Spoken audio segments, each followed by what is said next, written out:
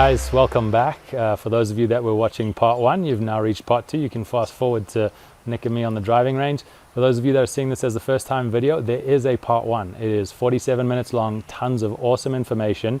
You can start here if you want and then just go back to part one, but we have some really good information on the range, and you'll see later on in this episode we head indoors to see Callaway's facility behind the driving range. We've got a massive building with tons of technical stuff in there, do some R&D, but the area that we go into is the workshop. It's where you mess with the clubs, tinker, move around, and there's a really sweet little driver device that you guys are going to see later on in the show. So skip ahead if you want to, let your boy talk a little bit more, and we'll see you on the driving range. Enjoy part two of the Ely Callaway Performance Center, I should say. Yeah, so that was, you closed the face down more. Yeah, that was just trying to compensate for the fade. Yeah, so you overcooked it a little bit. But the nice thing is, even though you probably kind of smothered the face on that one a tad, your spin stayed at 2072, so essentially 2100. So why but that you can see that ball goes farther. Yes, exactly. Why does the spin go down for a draw? Explain that to me. Like, I just know that as a fact, but what's the reason for it? Yeah, so have you ever watched people play tennis, right? Yeah, topspin forehand. Yeah, so basically, if the club is closing, it's de-lofting. Yeah. Okay, so as it de-lofts, the angle of attack, and the other thing too is when a lot of times when guys are doing this, they're actually going more up at it too, but forget that part for a second. Let's say you're going zero angle of attack. Yeah. If I go in and close the face, I'm de-lofting it. So I'm taking that spin loft and going like that because I'm moving the loft down. So they're coming closer together. Yeah, and if I go like this now, I'm pointing the face to the right, but I'm also pointing more up. So if the angle of attack stays the same, I'm increasing the spin loft. Okay. So it's just more of an oblique contact. Either you're hitting more into the back of the ball, or I'm going more underneath the ball. Okay. It's how oblique the impact is. Because for me, my fade versus my draw is not a very big shape difference. So I'm like, how does it jump up 1,000 RPMs? That's an extra like 40–50% from 2,000 to 3,000. But I guess those little numbers make a big difference. For sure. Yeah, that's why golf's so hard, right? Because these little numbers can play a huge role depending on which number it is. But the other thing too is it's all the other stuff that's happening. So let's say what you also did let's say that when you came in with the face more closed, the club dumped under before you rotate it. So now you're shallowing the angle of attack and closing the face. Yeah. So now you're from both ends, you're narrowing the spin loft. Yeah. And then when you did that, you went under and you rotated back around, you also moved the club up the ball just a little high and a little toward. Yeah. That's going to take a ton of spin off. Okay. If you, let me put it this way, this will blow you away. Yeah. If I put this on a robot, and the robot's stupid, it's going to do what I want it to do. Yeah. Let's go 0, 0, 0 angle of attack, square face, back calculate, square face, hits it dead straight. Yeah. Right in the center of the face. Swings the exact same, but I just move the robot so that it hits it just a little high toe. Yeah. And then I move low heel. From this position to this position, everything else the same is like 1,500 RPMs. Whoa. That's how powerful gear effect is on a driver. Wow. Just a little off the heel, a little high toe, knuckleball. Okay. And it's because there's radical gear effect in drivers. I didn't know it was that much. I mean, with irons, it's minuscule. Yeah. With drivers, it's incredibly enormous. Because the center of gravity is so much further away from back. The face? Yeah, because here's the face, center of gravity was back. Now it's rotating like a merry-go-round. Yeah. That's what's putting the shear force on it and making the ball go like this. Whereas the face is just pivoting on the face. Yeah. So the ball, it falls back, but it doesn't have that shear. Because the driver face, when you miss hit, it looks like this, like a big merry-go-round. Yeah. Because the center of gravity is way back. Almost just like a pivoting on the face. Yeah. Because the center of gravity is right next to the face. So that's for all the amateurs. That's why it's so difficult for you to hit the driver. Why most people slice it and hook it and if you're a slicer out there, learn to hit it high on the toe. Yeah. If you can't get the face squared up and can't change your path, at least toe it, because the aerodynamics will overwhelm the ball speed loss. For sure. That's a good I didn't think about that. Yeah. There we go. Little fade. That's a beauty. That is the normal shape for Dill, and that is going to be my last shot on the range. That is what we call right out of the manual. 2 yards left of the target. So, do you remember what I was looking for? Yep. 11 or 12 at 2,400. Guess what that is? 2473. Right, with just a falling right. Yeah. So if you aimed left center and did that. And that's my visual, like left edge of the fairway, left cut line, and just. If you did that and you can't shoot 65, I don't know, I don't know what else to tell you. Okay, let's go have some fun inside. That was cool. I did bring my backup driver head, so I think that'll be a good thing to do is to check the loft of this one versus my backup driver head and see that they are similar in some way. We can do that. All right, thanks, Nick. Thanks, Appreciate all the help. Appreciate it. We are in the right place. I'm happy. I do want to check the driver though and see that driver head matches my backup driver. I always travel with a backup driver just in case. One thing, They test our drivers on tour. If it is too fast off the face, they take it away from us.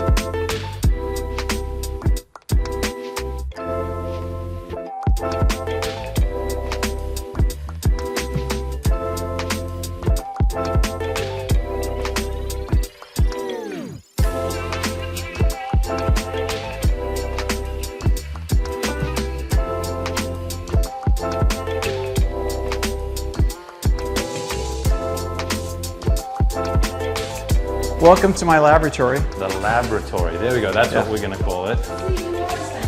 See, told you.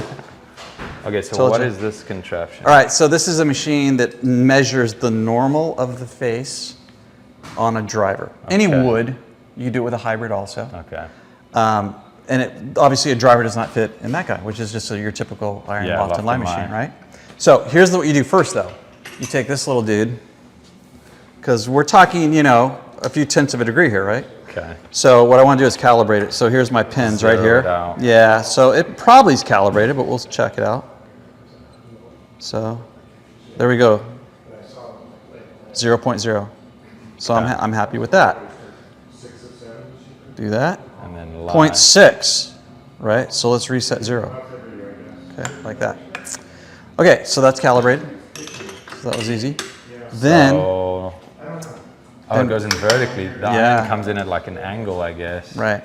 So there it is. Now what I want to do is, it really is important where I put these pins. Yes. But first I want to make sure that these pins are going in 90 degrees to the lie angle. Okay. Like I don't want to go across the face this way or this way. The face is going to change the... So I'm going to take these pins and try to put it on the same score line. Yes. Right? And then I'm going to move this like that. So that holds that in. And then I keep it at the same. Let me redo that just to make sure it's the same. Clip that out so that holds. And then I take this guy and I put it on the face where I want to measure the loft. So yours would actually have 8.3 in the center of the face. Now here's the interesting thing about drivers is that the faces aren't flat. They're bulged and they're rolled because of gear, to offset gear effect. Yep. Because gear, if we made the faces flat, you talk about a toe hook. Yep.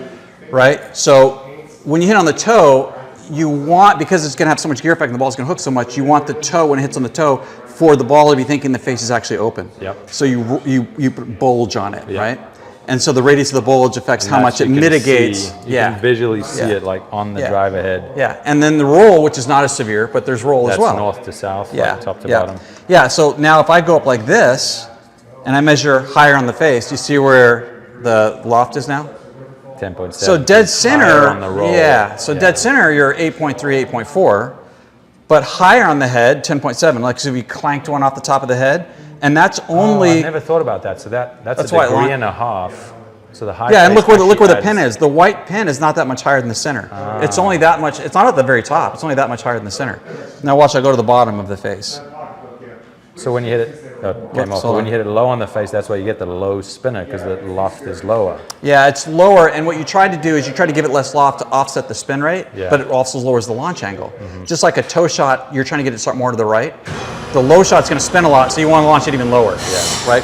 So there's low-ish on the face, 5.1. Wow. I never thought it would have that much effect. The roll and the bulge is like 3 now to 5 degrees. Let's say you had a guy that was just wearing it out. Yeah.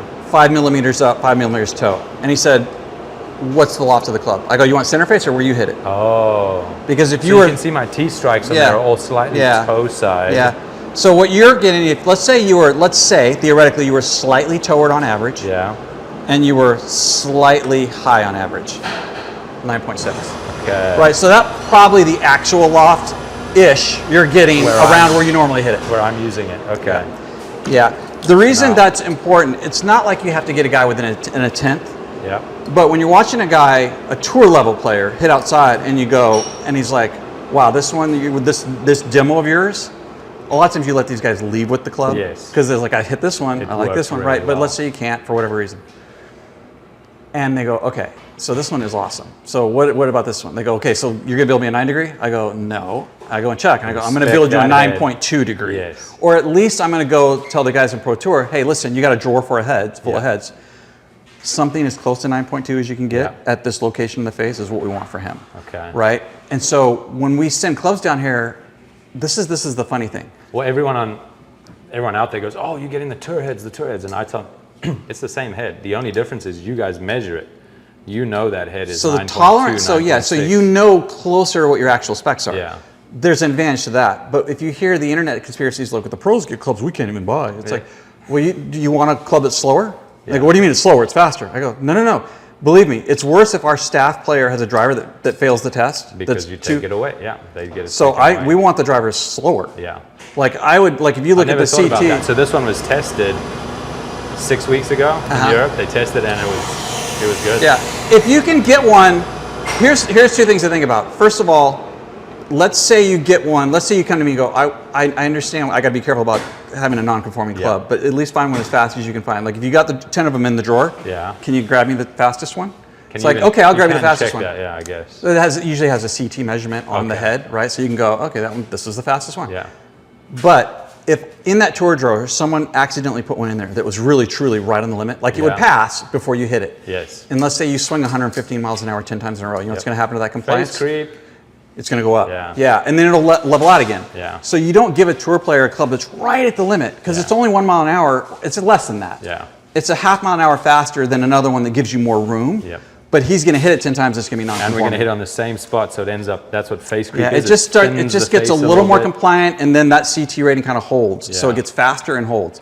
So I need to have you some amount under the limit. Forging a piece of metal almost, like you're hitting it on that same spot, and it's. If you're going to ask me, like I could bring an engineer at one of our propeller heads down here, and he would explain why it happens. I have no idea how it happens. Okay. But I know enough. I know enough yeah. for them to look at me in a club fitter and go, don't put a guy in a driver that's right on the limit. Yeah. Because it's not going to pass next week. Too big of a risk. He's going to go hit range balls. He's going to go practice with it, hit it a few times, and it's not going to pass. Yeah. So in our tour draw down here, we don't have ones that are not going to pass. Yes. We don't have one. You get hit 120 miles an hour 100 times. It's not. It's going to stay under the limit. Yeah. All right. No, that's so that's something to consider too. I appreciate that because I don't like having a driver. I had one taken away to British Open once, Monday of the British Open. Too fast. They were like, "Sorry, what do you? I've got to." And it's less than a mile per hour. It makes no difference to your game. Yeah. So the ball goes 303 instead of 299. I mean, it just makes a difference. Luckily, I had you guys there. They took the head, they weighed it, checked it, built me one as close as they could, and I played well. You have more of that luxury, right? Yeah.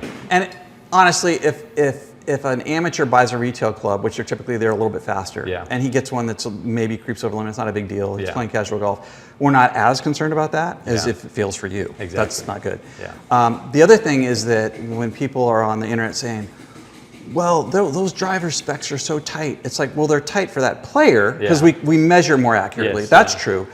But we don't want, like, I don't want, if we send 10 heads down here from the Pro Tour department so we can build them here in this room for these guys that are on site with us and they can leave with them. Yeah. I don't want 10 9.0s that are 9.0 because I don't have no options. Yes, you want options. Yeah, I want all over the place. Give me ones that are out of spec. Give me an 8.7 and 9.2 and 9.8. Give me some freedom so I can walk in here. The setting on the shaft, you can because toe down, toe up. I can do. You're giving more freedom of movement by giving me heads that are more out of spec. Yeah. So let's see if I can find one here, because guys will make that mistake, right? They'll put another head on and put it in +1 and go, wow, this thing's a lot weaker. It is if you're going to put the hosel on that. The wrong setting. Yes, I'm interested. I think they did that one in Europe. I just asked them, hey, try and match it as much as you can with the weights, with the loft, everything the same. And I hit it maybe 10 times. It's like, okay, that's good enough for a backup head. Did we remember what the... 8.3, 8.4, right in the dead center. Okay. Now, the other thing I would say too is that because all these machines, like the one on the Pro Tour trailer, this one here, the one they have up in Pro Tour build, they'll all be slightly different. Yeah, they shouldn't be a degree different. Yeah. But they might be a quarter of a degree, half a degree. That's possible. One thing is when you're comparing one club to the next, you just want to make sure you're measuring all those clubs you're comparing to each other on the same machine. Yes, Exactly. Apples for apples. Bingo. You got it, man. Okay, let's see how well the guys in Europe did with this. Let's see we're going to see what they did with the loft, right? 8.4. Pretty good. They did really good. 8.3 to 8.4. Yeah, and if I move that thing, if I breathe wrong, it's going to 8. Bubbling up and down. Yeah. Okay. Yeah. Well done. So Team in that's Europe. good. Let me put this one back on. Let's switch it back. So you have a very, very good backup, assuming you liked this one, right? Yes. When I hit it was in the right area, in the right zone, so I was like pretty happy. some guys will say, just we were talking about the altitude thing. Yeah. Some guys will say, well, so I go to higher altitude, I want a little more spin. Let's say the guy's right on the threshold, he's hitting these bombs, but they're knucklers. Yeah. Just they're 2100. It's like, that's barely, it's going a long way. But it's like no lower than that, right? Yeah. And he goes, oh man, I'm going to 5,000 feet to play golf. I'm going to Cherry Hills, where I'm going. It's like, and then you go, he would go, well, I'll just go +1. I go, you're going to close the face though when you do that. So if you had a backup driver that you could put in the same settings, but that driver had more loft on it, he wouldn't necessarily want them the same, right? He'd want that 8.4, the other one 9.4, yeah, or 9.5. Then he won't change the face angle by moving the settings. He just puts on the settings the same way. I haven't thought about that. Yeah. So you can have a versatility in the driver head for if you want to change coastal. If you want to change the vertical launch and spin, independent of what's going to happen when you, because you are going to change face angle when you do this. You know the rule is you de-loft, you open the face. Yep. You add loft, you close the face. Yeah. Now it's only 1/4 to 1/2 degree, it's not a lot. Yeah. But it is slightly different in the directional thing when you start messing with the vertical What's settings. the reason for the elevation effect of it? Obviously the air is thinner. Yeah. There's less almost like supporting the golf ball. Correct. That the ball falls out of the sky. Yeah, so. Like a rocket trying to get into outer space. Like it gets out there and then doesn't have enough speed to get out. So it's the best way to think about it is if you're thinking about the wing on an airplane. Yeah. So what gives the wing lift is the fact that there is higher pressure under the bottom of the wing. Right? And that's because the air is moving slower under the bottom and faster over the top, right? So there's less pressure above, more pressure below. That's what keeps your airplane from crashing. That's what keeps you in the air. Now, the faster the plane moves, the less lift you need.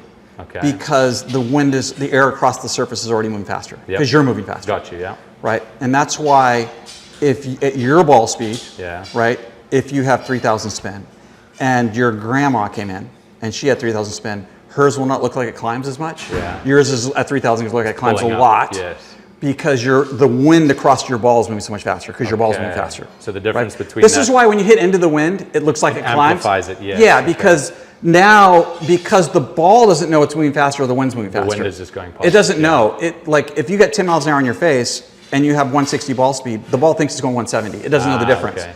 So at high speeds, it's more spin sensitive. Yeah. So when you spin the ball more, you create a bigger pressure differential. Yeah. So now, that thinner air at altitude is in a sense creating a headwind. You already have less pressure under the ball because there's less air particles. Faster through the air. Yeah, there's less air particles. Okay. So because the air is thinner, so there's less air particles. So you have less pressure. So you need to spin it more to get the same kind of upward lift on the ball. Okay. Because it just falls out of there. Same thing with airplanes. That's why they have functional operational ceilings. They can't go higher. Because with their wing and their speed, they can only go so high before the airplane just starts falling out of the air. Okay. Right. You need to have really fast airplanes, like an SR-71 Blackbird, whatever. Those are the things that fly at 120,000 feet. Okay. Because they're going 2,000 miles an hour. And they're almost flying with the curvature of the Earth as well. They can just keep going around. Yeah, they're almost an SR-71. Yeah, I mean, SR-71 is getting so high that it's not in orbit, but it's the other thing too is you can actually, the cool thing about airplanes that go, because my dad used to be a military pilot, you can catch the sun because the sun's moving 1,000 miles an hour. So you can actually catch the sun if you're going over 1,000 miles an hour. What do you mean by that?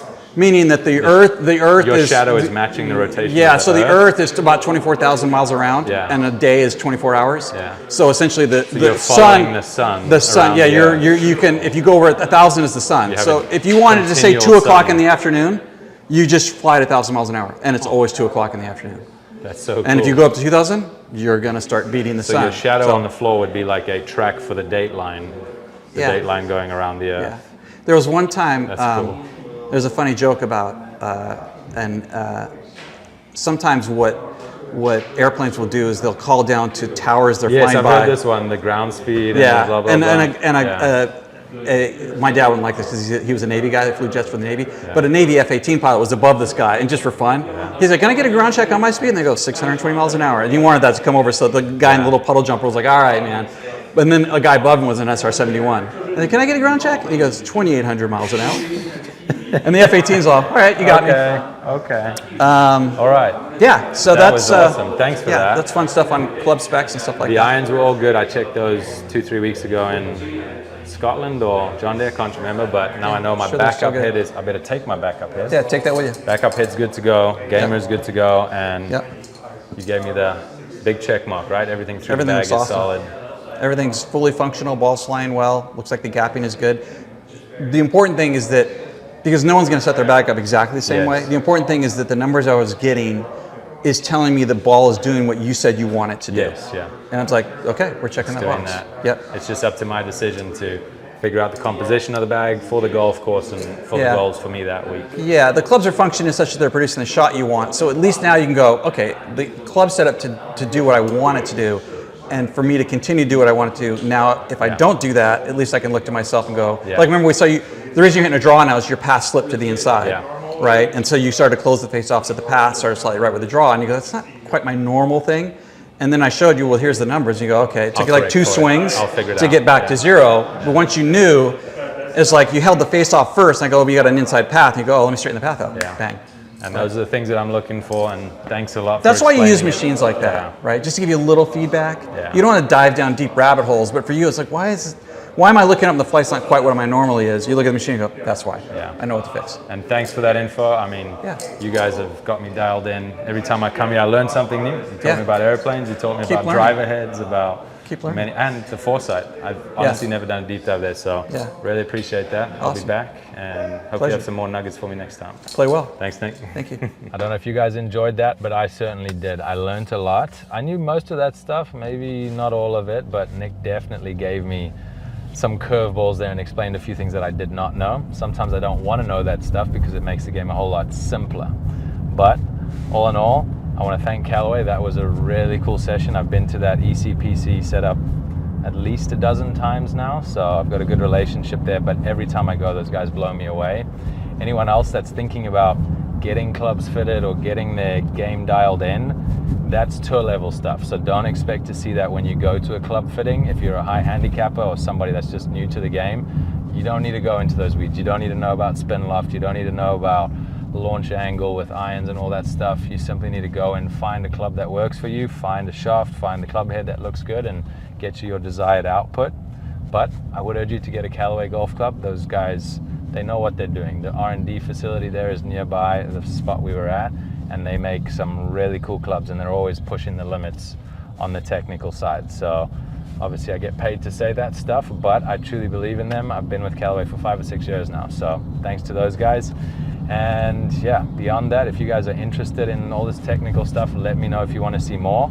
I typically stay away from it all when it comes to clubs and technique and coaching, but if you guys like that, if you're gearheads or golf nerds, whatever you want to call yourselves, comment below, let me know, and I'll try and do more episodes like this and go into the weeds and give you a lot more information. But thanks for joining. I'm driving to the beach right now. I'm going to enjoy myself, jump in the water, get some salt spray, and then heading back to Austin soon. So if you guys enjoyed this video, give us a follow, give us a like, send some comments out, and share it with your friends.